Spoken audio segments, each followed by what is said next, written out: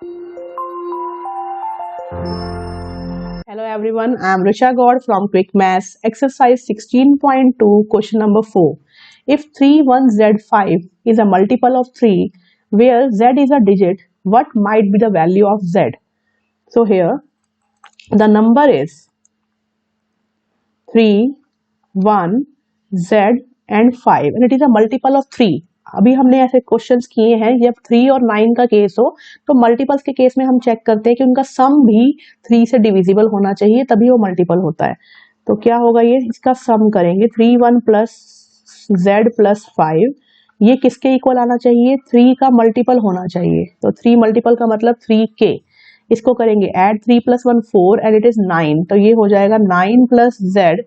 Equals to 3k।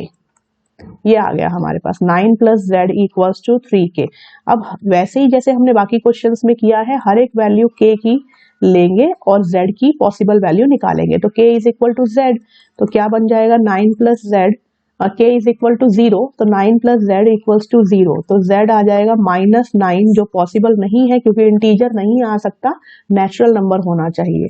तो second लेंगे 4 k equals to 1, अगर 1 लेते हैं तो 9 प्लस जेड इक्वल्स टू 3 आ रहा है, तो z की वैल्यू यहाँ भी नेगेटिव हो जाएगी क्योंकि 3 माइनस 9 मतलब -6, फिर इंटीजर आ गई है जबकि हमें नेचुरल वैल्यू चाहिए। अब लिखेंगे थर्ड 4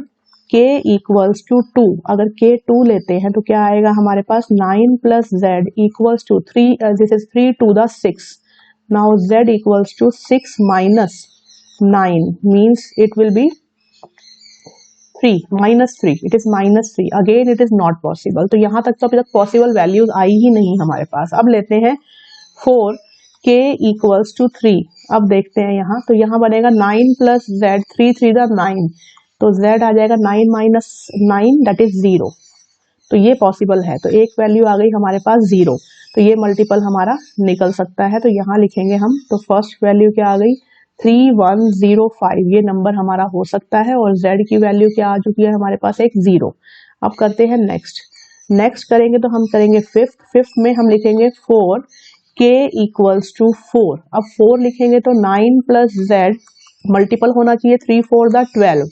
तो यहाँ लिखेंगे 3k है क्योंकि यहाँ, तो हम पुट कर रहे हैं इसमें, देखिए व्हाइट से हाईलाइट कर देती हूँ, हर बार हमने यही पुट करना है, जब भी k की वैल्यू लेंगे इसी में ही हमने पुट करना है। तो ये हो गया हमारे पास, now z equals to 12 minus 9 that is 3, तो ये पॉजिटिव है, बिल्कुल ठीक है, तो z कैन बी 3, तो नेक्स्ट वैल्यू आ गई z की 3। अब लिखेंगे 6 4 k इक्वल्स टू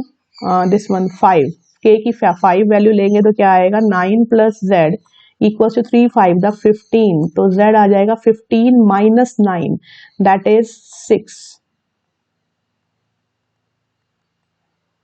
ये आ गया 6। अब लिखेंगे 7th value 4 k equals to 6, अब 6 लिखेंगे तो 9 प्लस z 18 हो जाएगा, तो z की वैल्यू क्या आ जाएगी हमारे पास 18 माइनस 9, ये भी पॉसिबल है। एक और वैल्यू यहाँ लेके देख लेते हैं कि अगर पॉसिबल है तो, देखिए इतनी जगह नेक्स्ट भी है हमारे पास, रुकिए स्लाइड, यस एक और वैल्यू लेके देखते हैं यहाँ 8, कि हमने k की वैल्यू क्या ली 7, अब ये भी लेके देख लेते हैं क्या बनेगा 9 plus z is equal to 3k था, 3k का मतलब था यहाँ 3 7 द 21, तो यहाँ बनेगा 9 प्लस z इक्वल्स टू 21,